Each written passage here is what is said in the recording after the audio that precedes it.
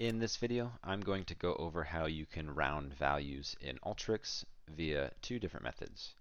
The first way we will round is we will round through a formula, and the second way is through a data type. And I'll explain the differences between the two. First, we will go ahead and drag the formula tool to the canvas, and let's use the formula first, so we will call this round. And the formula is aptly called round with two arguments, x and mult. X is going to be the value you are looking to round, and mult is the multiple that you're trying to round to. So this will be value. Now this does differ from Excel, whereas in Excel you would type in 2 because you want to round to the nearest 2 decimal points. In this one, this is actually rounding to the nearest multiple of 2. So you notice it rounded to 168. For example, if I changed this to 5, it's going to round to 170 because 170 is the closest multiple of 5. In this case, if we wanted to round it 2 decimal points, we will simply type in 0.01 and we can see that it is rounded. So we can see here, this is how you can use a formula to round to the nearest 2 decimal points.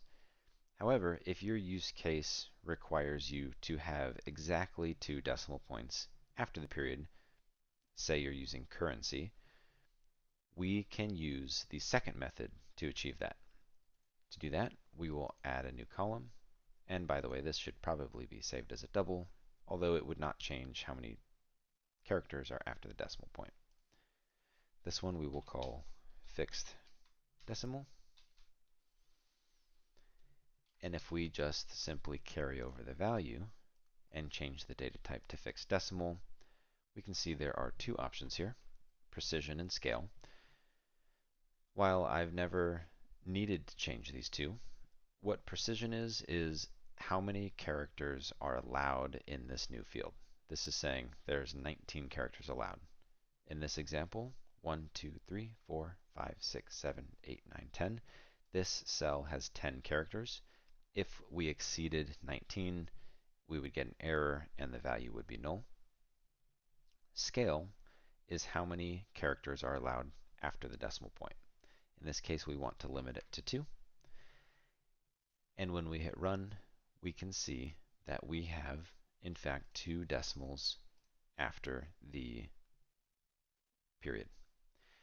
Now, if you did not have this show numeric separator checked, you would have seen 0.2, 0.8, 0.9. This is just visually showing 1.